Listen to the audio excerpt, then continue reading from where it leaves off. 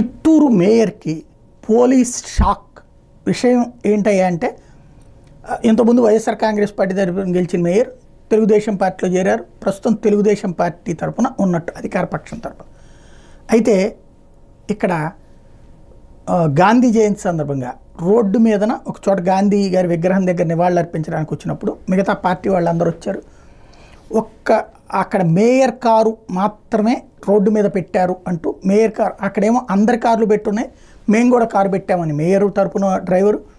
అదే సందర్భంలో మేయర్ కార్ని తీసేయమని చెప్తే ముందు అవతలకి తిప్పడం, ఈలోపుగా మళ్ళీ మేయర్ వస్తున్నారు కదా అని ముందుకు రావడం, వచ్చిన టైంలో పోలీసు సర్కిల్ ఇన్స్పెక్టర్ వచ్చి వార్నింగ్ ఇవ్వడం, ఆ సందర్భంగా మేయర్ సిఐతో గొడవ పడటం, ఇది వైరల్ అవుతుంది. తప్పెవరిది, మేయర్దా పోలీసులదా?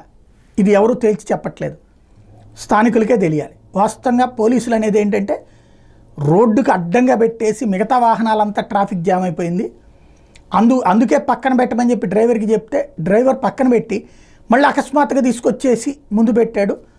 డ్రైవర్ది తప్పని చెప్పి చెప్తుంటే మేయర్ ఆ డ్రైవర్ తరపున గొడవకి దిగారు అన్నటువంటి. అదే సందర్భంలో మేయర్ అక్కడ పెట్టుకుంటే తప్పేంటని వాదించేది వాళ్ళు ఉన్నారు. ఏది నిజమన్నది పక్కన పెడితే ఆ పోలీస్ అధికారి ధైర్యానికి హ్యాట్స్ ఆఫ్ చెప్పాలి.